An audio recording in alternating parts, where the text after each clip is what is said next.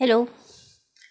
So, continuation of 10th standard lesson Moral Action written by M.K. Gandhi. So, basically, what is moral action? In my last videos, I have discussed with you. So, today, from 5th to 6th para, this is 6th para is the last para here.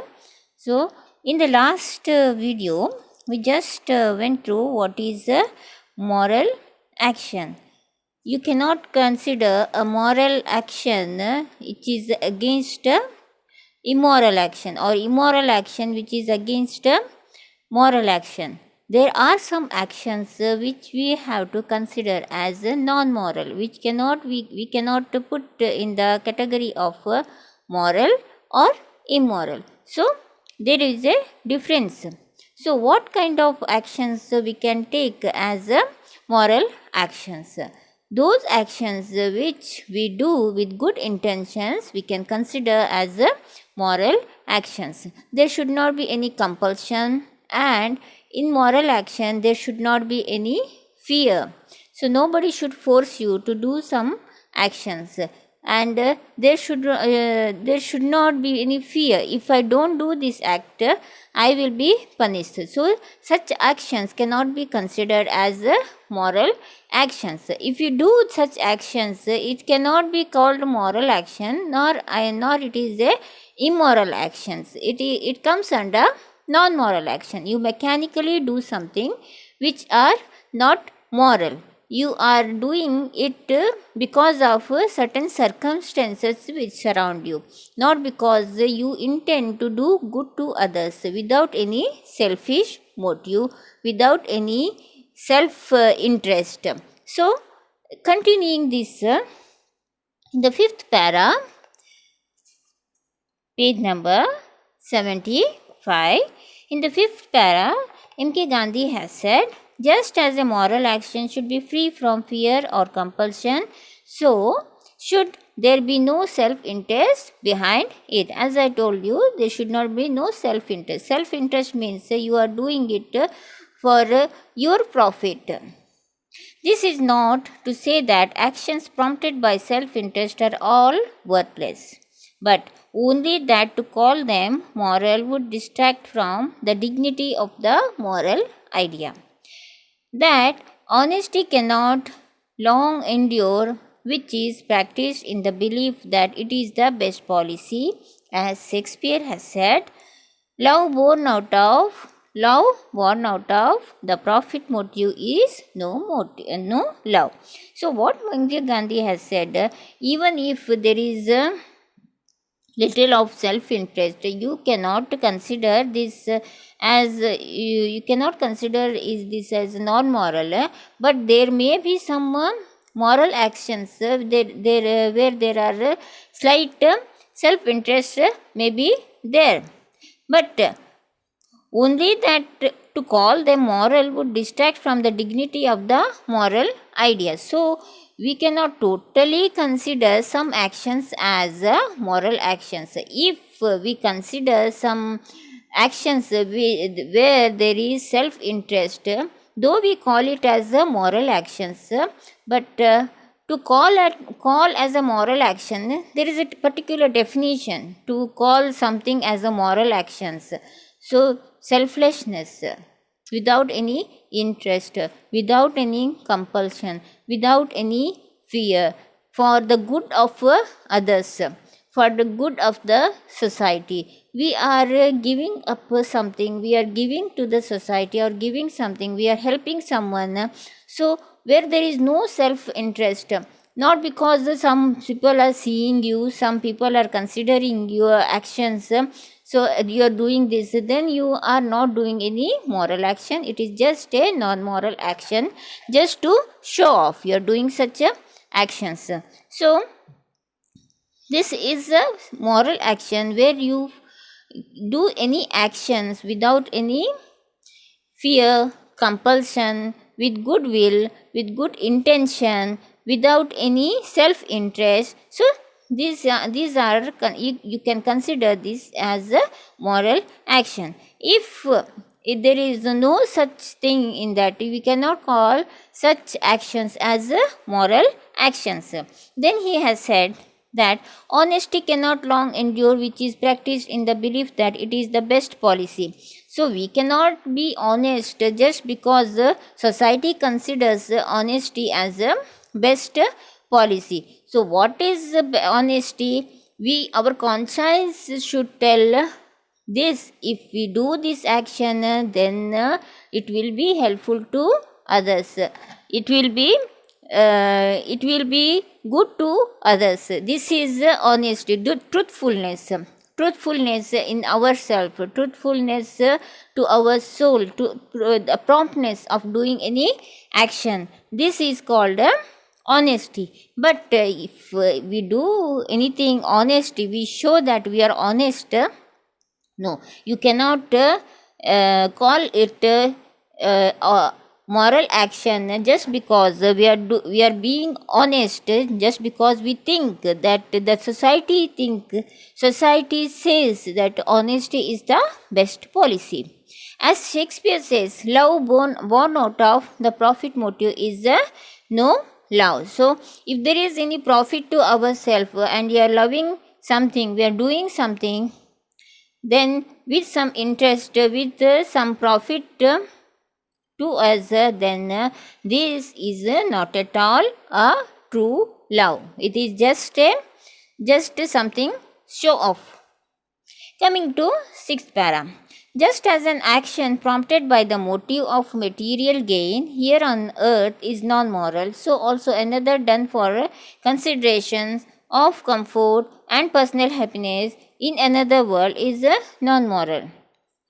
So, actions done for self-happiness or comfort or for consideration or for happiness of another world, like another world here is heaven, so that cannot be called as a moral action. So beautifully he has said, see, just as an action prompted by the motive of material gain, any material gain, anything we gain, or money we gain, or gain on this earth, it cannot be called as a moral action. It is just a non-moral action. So also another done for considerations, for money's sake, for comfort, our comfort, we are doing something, some actions just because suppose we are helping a maid, okay, we are helping a maid that she should be sincere to us, just because we need her help and we are helping her in her difficulty is not an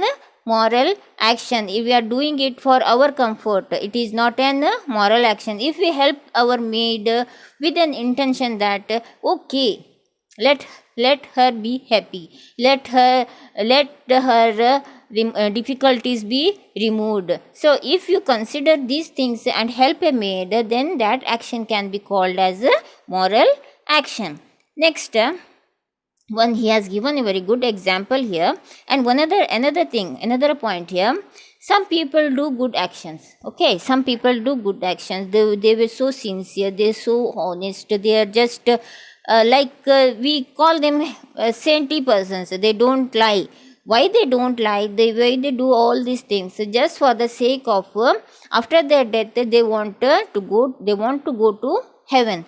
They want to please God, not just because their intention is to do good to others or to society. So their intention is to just to get heaven. But God also sees our intention. God also knows what he is doing is from his heart, from his true self. So God also see all these things. If any person does anything or prays day and night and donate something and help others just to please God is not an moral action. Whenever we do good thing, we have to do for the sake, for the good of others. Whatever we sacrifice for others, it should be a true sacrifice, not with any profit, not with any benefit to us. They are given an example here. A great Christian, Saint Francis Xavier, passionately prayed that his mind might always remain pure. For him, devoted to God was not for enjoying higher seat after death. Sir Saint Francis Xavier, he said that he prayed just for his pure mind, not because he want to get a higher seat in the heaven after death. It is not because he wanted some higher seat in the heaven. Just he is doing prayers just to purify his heart. For him, devotion to God was not for enjoying a higher seat after death. He prayed because it was man's duty to pray. We should always be thankful to God. We should not pray that God give this, God do this favor for me, God do this, the good God do that. This is our selfish purpose. We are praying to God just for the sake of our selfishness. We want something from God, so we are praying. It should not be there. According to Francis Xavier, it should not be so. We should pray. We should thankful to God. It is our duty that we should thankful to God. We should pray to God. Just as He has given us life, He has given us everything, and that that others do not have. Next, the great saint Teresa wished to have a torch in her right hand and a vessel of water in her left, so that with one she might burn the glories of heaven, and with the other extinguish the fires of hell, and men might learn to serve God from love alone, without fear of hell and without temptation of heavenly bliss. See here how beautiful, how so nicely she has said. And please underline these words.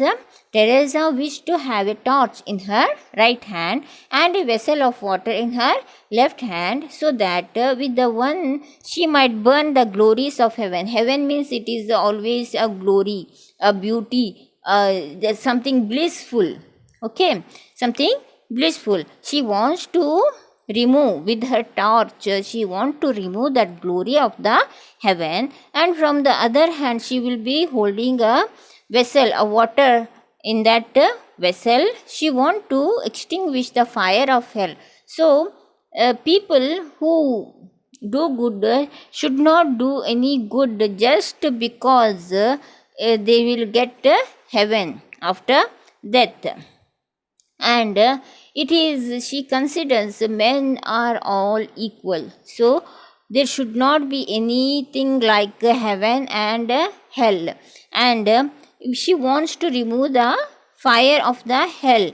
And why she wants to remove the fire of hell? Because no man does anything wrong without any reason. So sometimes circumstances pushes a man to do certain things. Because of that he may get hell or heaven. It depends on God. What Teresa wants to say is men might learn to serve God from love alone, without fear of hell and without temptation of heavenly bliss. So men do good things. Men say good. Men tell truth.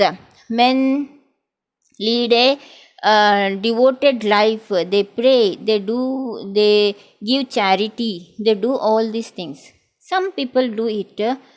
Almost you can take one person in 100. You get certain persons who do anything good with a good intention, not because they are doing anything with a fear or with a thinking that they will get heaven. But some people fear that they will be put into hell after that death. So men should not do anything on this earth with the fear of hell or the heavenly bliss. She wanted to, the Saint Teresa wants to say this, that a man should not do anything with the fear of hell or heavenly bliss. To preserve morality thus demands a brave man prepared to face even death. So even we should be prepared to death to preserve the morality. It is cowardice to be true to friends and to break faith with the enemies. Those who do good out of fear and haltingly have no moral virtue, like here she has said, those who do good out of fear and haltingly have no moral virtue. So some people do good, but there is no moral intention, though there is no moral virtue behind their actions. One example he has given: Henry Clay, known for his kindness, sacrificed his convictions to his ambition. Daniel Webster, for all his great intellect and his sense of heroic and the sublime, once sold his integrity for a price. So Webster, you must be knowing a Webster. There is a Webster dictionary, a Webster encyclopedia. He was a brilliant man, but while he was doing that work, he never thought that while he was beginning this work, he thought that this will be helpful to the society. This encyclopedia or dictionary, this will be helpful to the society. But later on, he got chance to sell off his work, his intellect, then he sold it off. It is not, you cannot expect monetary gain from anything that you begin to do something good. You should not ultimately end up in selling off your whatever you work. You do good work, you should not sell it off for monetary gain, for your comfort. You should not do all those things. But Webster has done that. Whatever good work he initiated went in vain because he sold his intellect. By a single mean act, he wiped up all his good deeds. Why? When the moment he sold off his intellect, that is his work, intellectual work, when he sold it off, all his good deeds that he thought of doing good to the society, but ultimately he sold it off. Then at that moment he sold it off. Then all his good deeds almost washed away, it vanished. This shows how difficult it is to judge the morality of man's action because we cannot penetrate the depth of his mind. See, some people just begin doing good, just they think, they plan of doing good to the society, but ultimately some circumstances forces them to do something against the action which they initiated, against the moral action they actually initiated. Here, see, any good work should not get vanished, it should not get washed just because the circumstances force them. Earlier he has said they should be, whatever good work we do, we should be ready to face the death also. So we should be ready for that. So same here, any good work, whatever was the situation, we should continue doing the same good work with good intention, without any profit motive, without any comfort, or without any compulsion, without any fear. So then only that action can be called as a moral action.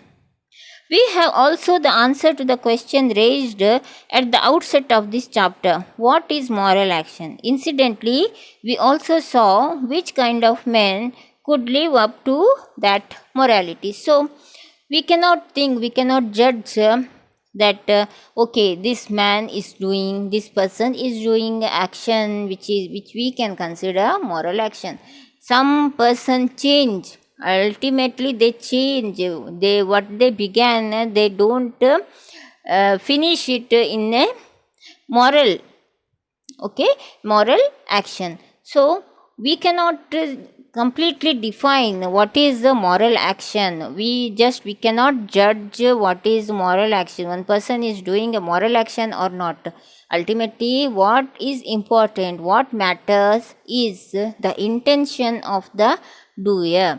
with what intention he is doing, whether for the good of others, whether he is sacrificing his comfort, his money, his happiness for the sake of good of others. That actually matters. Intention is should be a good intention, then only we can consider certain actions as a moral action. Otherwise, if you do any action with some compulsion or with some fear, with some any profit motive, with some with maybe you are seeking happiness, or maybe you are doing anything for the sake of heaven, or you are fearing the hell. For these actions you cannot, these actions are just non-moral action. You cannot call it a moral action, not it is, nor it is a immoral action. So I hope you have understood this lesson. The part of Mother Teresa and Francis Xavier is very important, and the employer helping the employee, that is also important part of this lesson. Please go to this lesson at least 5 times, and I request you to watch any video I send 3 times. Unless and otherwise you watch 3 times one video, you will never understand what I am trying to convince you. Some students, what they do, watch 1 time, okay, finish. Teacher will give you the notes, then okay, we are done with this. No, you should understand the lesson deeply. You should understand the basic theme behind the lesson. You should understand the language. You should understand the grammar behind it. What is the intention of a author? All these things you need to understand. For this understanding, you have to read any lesson 3 times and videos at least 3 times. Okay? Till then, take care. Namaste.